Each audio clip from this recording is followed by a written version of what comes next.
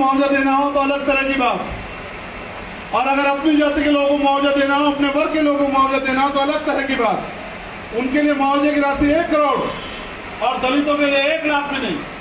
अगर लड़ भिड़ लेंगे तो 10 लाख रुपए मिलेंगे। ये गैर बराबरी जो हमारे लोग जो है ना, मैं एक कहानी और सुना देता हूँ।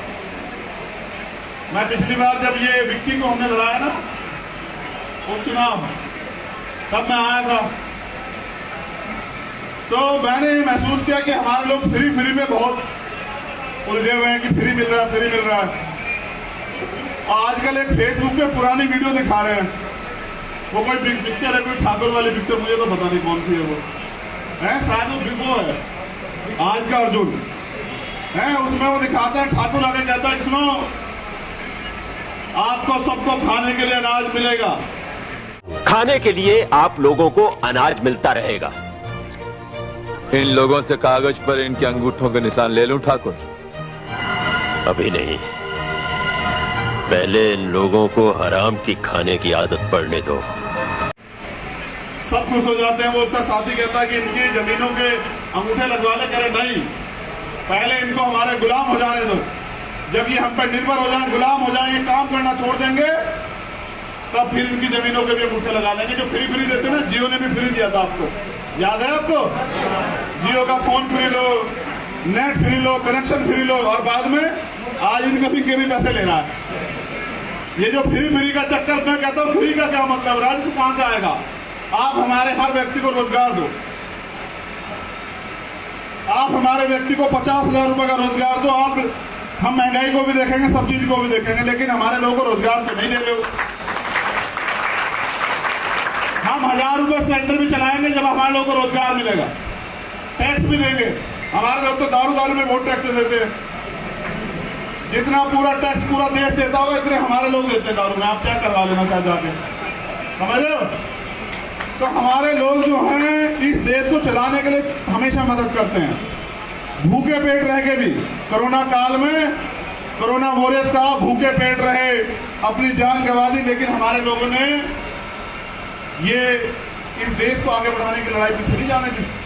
सब लोग कोरोना में डर के घर पड़े हुए थे। हमारा सफाई कर्मचारी का जो समाज है ना, वो सड़कों पे लोगों की गंदगियां उठा रहा था, लेकिन ये इतनी गंदी मानसिकता के लोग हैं कि ये जातिवाद और तमाम तरह की चीजों से बाहर नहीं आने वाले।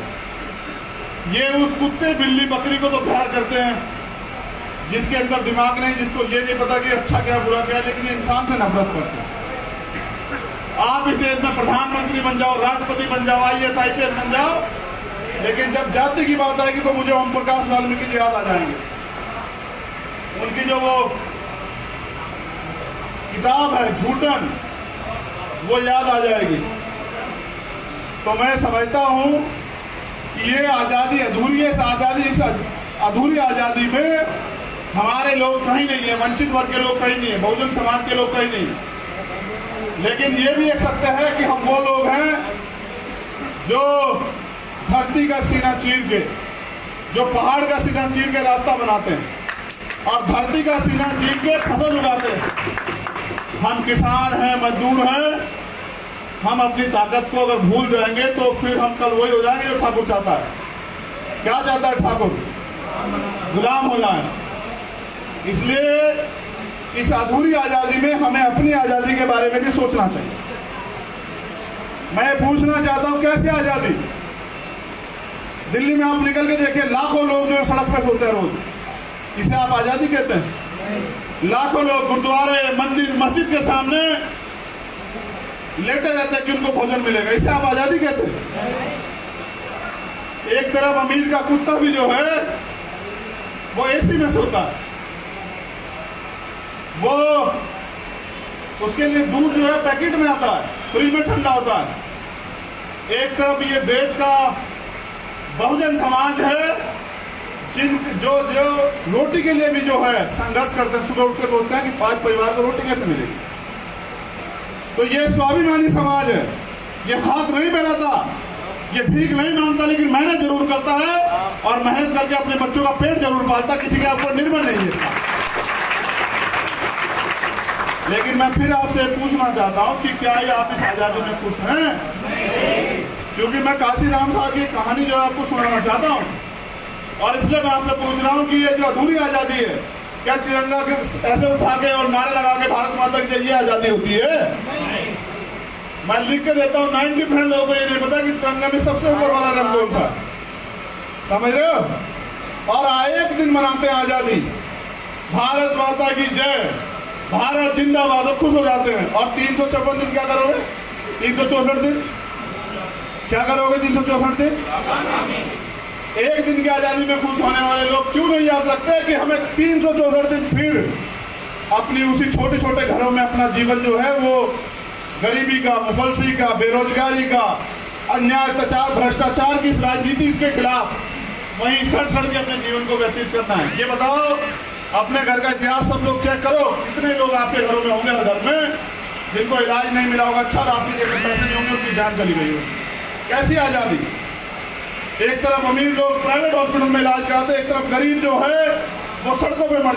मगर ये वो देश बना दिया राजनीतिक व्यवसायी लोगों ने कि आप बहन जो है वो अस्पताल के बाहर जो है बच्चे को जन्म देती है और वो बच्चा सड़क पे मर जाता है। यहाँ लाश ले जाने के लिए एम्बुलेंस नहीं होती, रेडों पे, कंधों पे, साइकिल पे, मोटरसाइकिल पे बना दिया राजनीतिक व्यापारियों ने, आरएसएस, कांग्रेस, बीजेपी के एजेंटों ने कि हमारे लोग जो हैं ऑक्सीजन की कमी कारण मर जाते हैं। अमीर लोगों ने सिलेंडर रख लिए घर में, और गरीब कहाँ जाए? गरीब सिर्फ रोता है। यहाँ जब हाथरस होता है, बहन मनीषा के साथ जुल्म जाती होती है, यहाँ जब ये इसमें नागल में 9 साल की बच्ची के साथ हमारी बहन के साथ जुल्म जाती होती है, यहाँ एक और त्रिलोकपुरी में हमारे आंसू भी नहीं सूखे, यहाँ हमारी 6 साल की बच्ची के साथ दरिंदगी होती है। और हम ये सोच रहे हैं कि हम बहुत बड़े स्वाभिमानी लोग हैं, गले में बड़ी बड़ी माला पहन के, अच्छे अच्छे कुर्ते डाल के, ऐसे कॉलर ऊपर करके घूम रहे, सोच रहे आजाद हैं। हाल ये है कि वो जो पिंजरा आपने देखा ना कि एक तीतर, हमारा तीतर कहते हैं, आप क्या कहते हैं मुझे तो नहीं पता, एक शिकारी जो है तीतर पाल लेता है, उस तीतर को खूब खिलाता पिलाता है, फिर जंगल में ले जाता है और जाके जंगल में छोड़ देता दाना रख के। अब तीतर मालिक का पालतू है, वो तो तीतर दाना चुगता रहता है, उसे देख के ऐसे भाई भी आ जाते हैं, वो भी चुगने लगते हैं। बाद में मालिक जो है जाल फेंक के वो बाकी तीतरों को पकड़ लेता है, वो जिसको दाना खिलाया है उसके फिर उठाता है और जाके अंदर बिठा देता है। चल, हमारे लोगों को शिकार करने के लिए हमारे लोग बिठाए हुए। वो जो काशीराम साहब की कहानी सुना रहा था ना गुलामी के खिलाफ, वो भी सुन लो। काशीराम साहब एक बार एक रास्ते से गुजर रहे थे और एक छोटे से गड्ढे में 4 छोटे छोटे कुत्ते के पिल्ले जो है पड़े हुए थे। अब वो जो 4 कुत्ते के छोटे छोटे पप्पी पिल्ले जो पड़े हुए थे, उनमें से एक निकलने का प्रयास कर रहा था। काशीराम साहब ने उसको देखा और हाथ से निकाल दिया और आगे चलते हो गए। जब निकाल दिया और चलते हो गए तो उनके बाकी साथी पूछने लगे कि साहब वहां तो 3 पिल्ले और थे, वहां तो 3 बच्चे कुत्ते के और थे, आपने उनको क्यों नहीं निकाला? तो काशीराम साहब ने कहा कि देखो सुनो, वो उस जगह पे अपने आप को घुटन महसूस कर रहा था, वो उस जगह में गुलामी महसूस कर रहा था, वो उससे निकलना चाहता था। जो निकलना चाहता होगा उसको मेरे जैसा व्यक्ति निकाल देगा। अभी वो बाकी 3 लोग उसी में खुश है, उसी को अपना जीवन समझ रहे हैं, उस गुलामी को ही अपने जीवन का अच्छा समय समझ रहे हैं, वो निकलना नहीं चाहते। अगर मैं उनको निकाल भी दूंगा तो वापस चले जाएंगे, लेकिन जो निकलने का प्रयास कर रहा था इसको मैंने निकाल दिया, ये उसके आसपास भी नहीं जाएगा। और बाकी जब उनमें से कोई निकलने का प्रयास करेगा तो मेरे जैसा कोई और व्यक्ति आएगा, वो उसमें से किसी को निकाल जाएगा। मेरा कहना आपसे ये है कि अगर आप इसे आज़ादी मान रहे तो ना निकले, फिर तो आप इसी जीवन में जीते रहे। और अगर आप इसे गुलामी समझते हैं तो इस गुलामी को काटने के लिए कुर्बानी देनी पड़ेगी समाज को। इस गुलामी को खत्म करने के लिए लड़ना पड़ेगा, घर से निकलना पड़ेगा और आंदोलन में भागीदारी अपनी करनी पड़ेगी, तब जाके गुलामी घटेगी। क्योंकि हमारे लोग ये सोचते हैं, हमारे लोग तो भगवान और भाग्य के भरोसे इतने बैठे हुए हैं, उनको सोचता है कोई, पूरे सोचते हैं कोई भगवान आएगा, गुलामी काटेगा, तुम्हें आज़ादी का जीवन मिल जाएगा, तुम अपने घर पे रहना, तुम्हारा काम हो जाएगा। देखो ना तो भाग्य कुछ होता है, जिनके हाथ नहीं होते उनका भी भाग्य होता है, ना तो भाग्य कहीं होता ना भगवान कहीं होता। अच्छे कर्म ही आदमी को आगे बढ़ाते हैं, अच्छे कर्म ही आदमी को डुबा देते हैं। अगर मैं कहीं भगवान को ढूंढता हूँ तो जाता हूँ अपने घर, अपनी माँ के पैर छूता हूँ, मुझे वही भगवान नजर आता है, उसके अलावा कहीं भगवान नहीं नजर आता।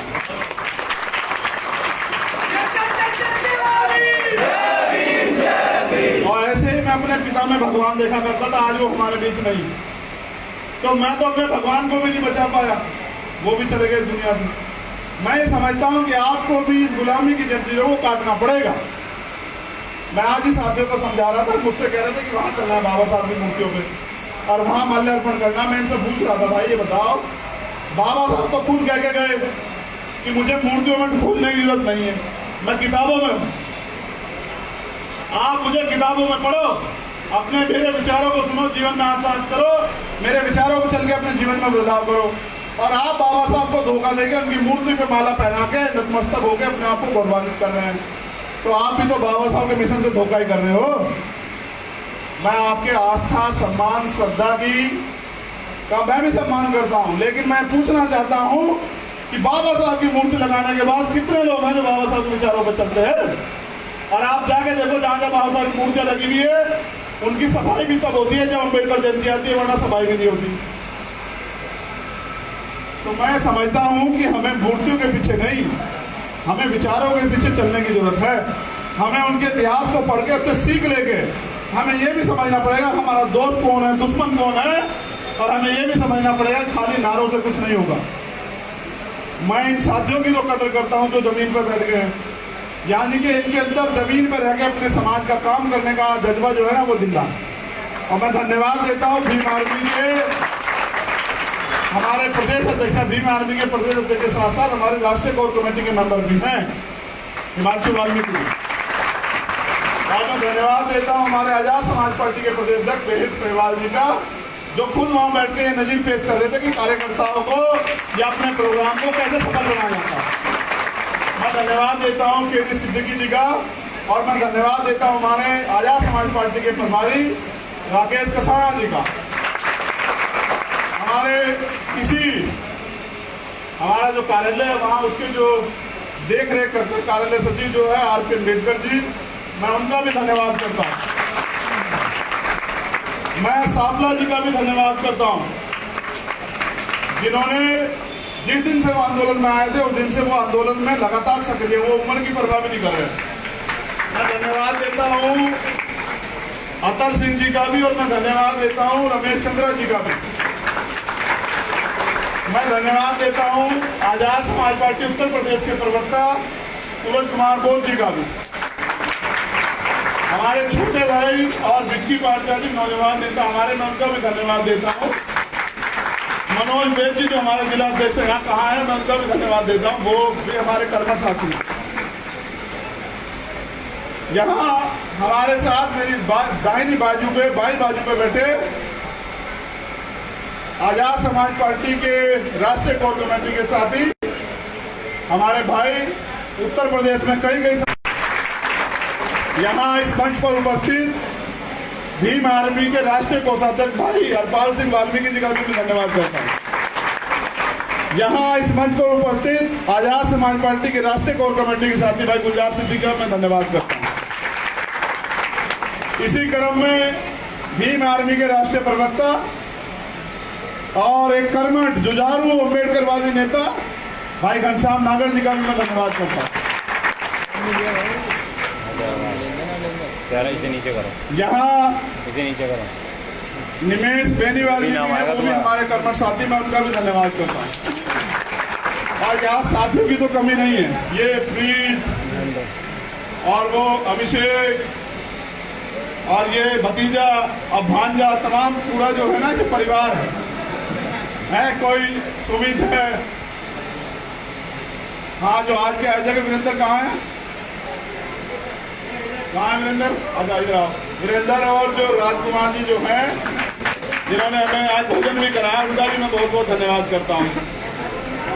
ऐसे कर्मठ साथियों की वजह से आज उत्तर प्रदेश में नहीं लबीस के बराबर, हाँ हाँ जनार्दन, हाँ और ये नरेंद्र वाल्मीकि,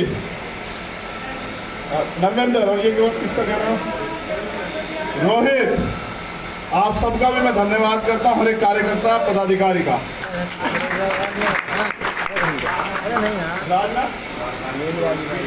राजनाथ, हमारा राजनाथ पता नहीं कब जाके दिल्ली बैठेगा। हम तो सोचते हैं कि हमारा राजनाथ दिल्ली गद्दी पे कब्जा कर ले।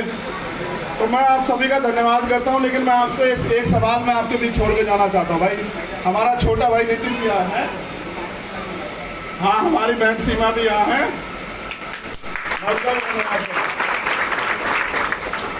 और ये हमारा छोटा भाई जो है समीर भी यहाँ है, मैं उसका भी धन्यवाद करता हूँ।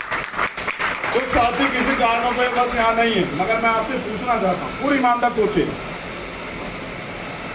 क्या आप इस जिंदगी को दुनिया की बेहतरीन जिंदगी मानते हैं? और अगर आप नहीं चाहते मानते तो फिर आप इसको जीवन को ये जो बेबसी की जिंदगी, इसको बदलना नहीं चाहते क्या आप लोग? जब बाबा साहब ने हजारों साल की गुलामी इतनी जल्दी काट दी थी, तो क्या उस गुलामी की जिंदगी को हम लोग खत्म कर सकते हैं? नहीं कर सकते हैं? क्या हम लोग अपना राज स्थापित नहीं कर सकते यहाँ पे? इतनी मरी आवाज में तो भेड़ों की तरह बोलोगे तो मुझे विश्वास हो जाएगा, नहीं कर सकते। मेरे कहने के बाद तो आप लोग पूरा जोर लगा दोगे, इससे भी मुझे फर्क नहीं पड़ता है। मैं आदमी बड़ा प्रैक्टिकल, मैं समझता हूँ जो कौन 2-4 घंटे गर्मी में बैठ नहीं सकती, वो कभी क्रांति नहीं कर सकती। हमारे क्रांति करने के लिए तो बलिदान देना पड़ता है। क्रांति करने वाले व्यक्ति को पता होता है कि उसको शहादत देनी। तो जो कौम मुफ्त के खाने की आदि हो जाती है ना, वो कभी क्रांति नहीं कर सकती है। हमारे लोगों को ये मुफ्त के खाने के और मुफ्त की जो सुविधाएं, इनसे हटना पड़ेगा। और आप अपनी सरकार बना लो, हम उनको भी मुफ्त दे देंगे जो कह रहे हैं कि मुफ्त दे देंगे। मुफ्त के चक्कर में आपसे ले जा रहे हैं तो देखो, मुफ्त के चक्कर में आपसे दुनिया का जो सबसे बड़ा अधिकार आपको दिया बाबा साहब अम्बेडकर ने, वोट का अधिकार, वो आपसे छीन ले रहे हैं मुफ्त के चक्कर में। वोट आपकी, राज उनका।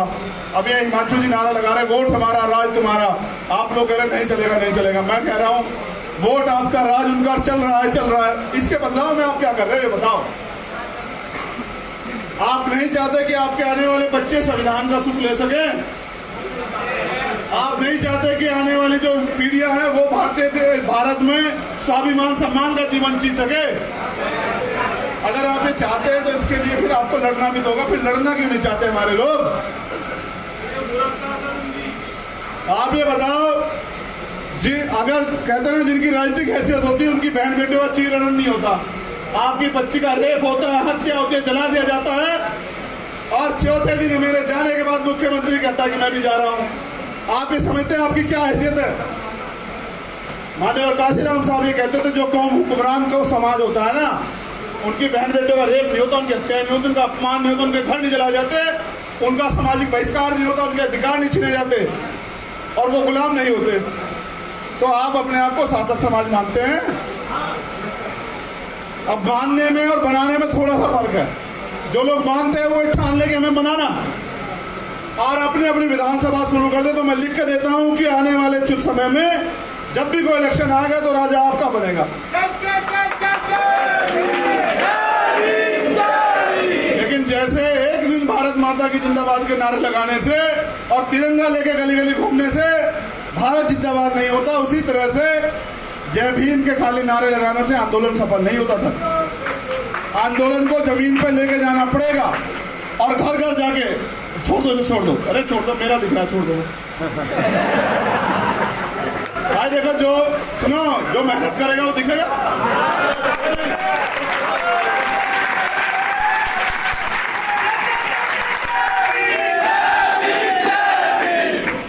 मगर ऐसा नहीं, यहाँ तो बहुत सारे लोग मेहनती हैं। जो मेहनत करेगा वो दिखेगा। यही है ना, जो जिसको सूरज की तरह चमकना है ना, उसे सूरज की तरह जलना पड़ेगा। ठीक है ना? आप ये सोचते हैं कि सस्ती लोकप्रियता है, बिना जले, बिना संघर्ष करे, बिना आंदोलन किए, बिना लड़े अगर आप चमक जाओगे तो ऐसा नहीं होगा। एक गरीब का बेटा जब एक गांव से आके यहाँ दिल्ली में आपके दिलों में जगह बना सकता है, तो आप दिल्ली में रहने वाले लोग दिल्ली की विधानसभा में अपनी जगह क्यों नहीं बना सकते? बताओ क्या मुसीबत है? एक अम्बेडकरवादी जब चुन चुन के जाएगा तभी जो है ना भारत की गद्दी पे नीला झंडा लहराएगा, जब एक एक तो पहले दिल्ली में समाज को तैयार करना है। और आप तैयार होकर देखो, एक ठेकेदारी को तो छोड़ना पड़ेगा। ठेकेदार क्या करता है पता है ना? ठेकेदार का काम होता है बीच में कमीशन लेना। कहीं देख लो आप, समझते हो ठेकेदार को? ये सफाई कर्मचारी का जो काम करते हैं वो तो समझते होंगे ठेकेदार को। वो वहां से लेता है 10,000, आपको देता है 8,000। ये ठेकेदारों के भरोसे छोड़ के आपको लड़ना पड़ेगा अगर अपने आने वाली पीढ़ियों की चिंता है। क्योंकि दूसरा जो दुश्मन है उसने तय कर लिया कि संविधान 2024 में खत्म करवा देना है। वो एक ऐसा चिल्ला चिल्ला के उनके धर्मगुरु बोलने लगे हैं। वो आपके गुरु को तो बताते हैं डाकू। अभी सुना हुआ एक धर्मात्मा उनका कह रहा था कि भाई वो डाकू थे, समझ रहे हो?